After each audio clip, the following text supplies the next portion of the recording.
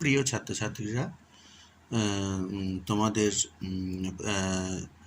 দেখে নাও ভূগোলের semester 1-এর syllabus. হ্যাঁ, ফান্ডামেন্টালস অফ হিউম্যান জিওগ্রাফি, মানবীয় ভূগোল। হ্যাঁ, তার যে মৌলিক বিষয়সমূহ আছে। এখানে যে ইউনিট 1 রয়েছে, scope and content of human geography.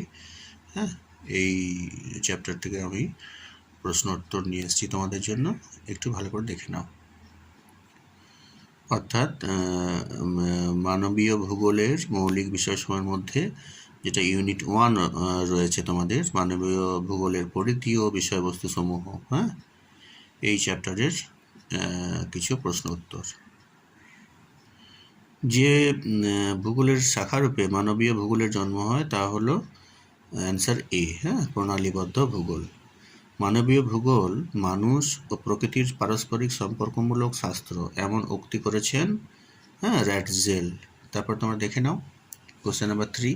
মানবীয় ভূগোলের আলোচনার ক্ষেত্রের মধ্যে পড়ে সবগুলোই, মতলব মানুষ, মানব উন্নয়ন, সবগুলো, এই পরিবেশ, মানুষ ও পরিবেশের সম্পর্ক, মানুষের জীবনযাত্রার, চিন্তাধারার, মানসিকতার বিকাশের কারণ অনুসন্ধান করে যে শাস্ত্র, তা হলো মানবীয় ভূগোল। পৃথিবীর জনবন্টনের সাথে যে বিষয়টি সম্পর্কিত নয় তা হলো কূটনীতি। Question number 6। এই পাশাপাশি উত্তর দেওয়া আছে নিচে ডান দিকে, দেখে নাও তোমরা আস্তে আস্তে।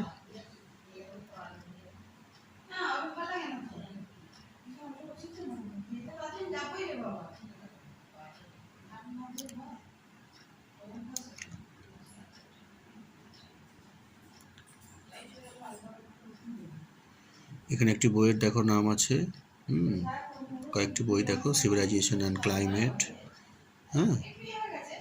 এলসওয়ার্থ, হ্যান্টিংটন, আর human geography, Vidal de la Blase, এড কুন্ডে। একটি বই দেখো, দেখে নাও তোমরা।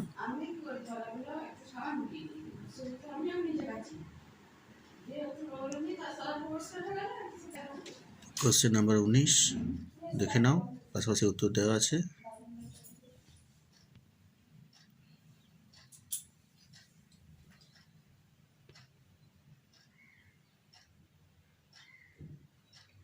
এই যে কাম্য জনসংখ্যা রয়েছে না, অপটিমাম পপুলেশন, এটা হচ্ছে মানুষ জমি সমানুপাত।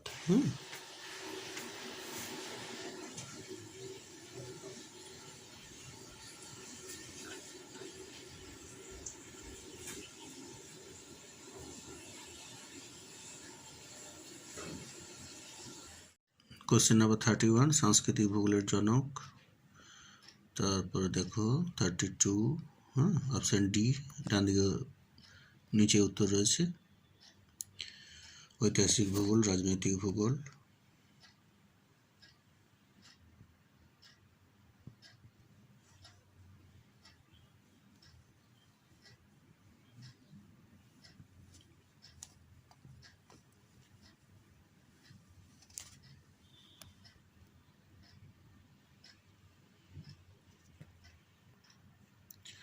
Question number 43, option C.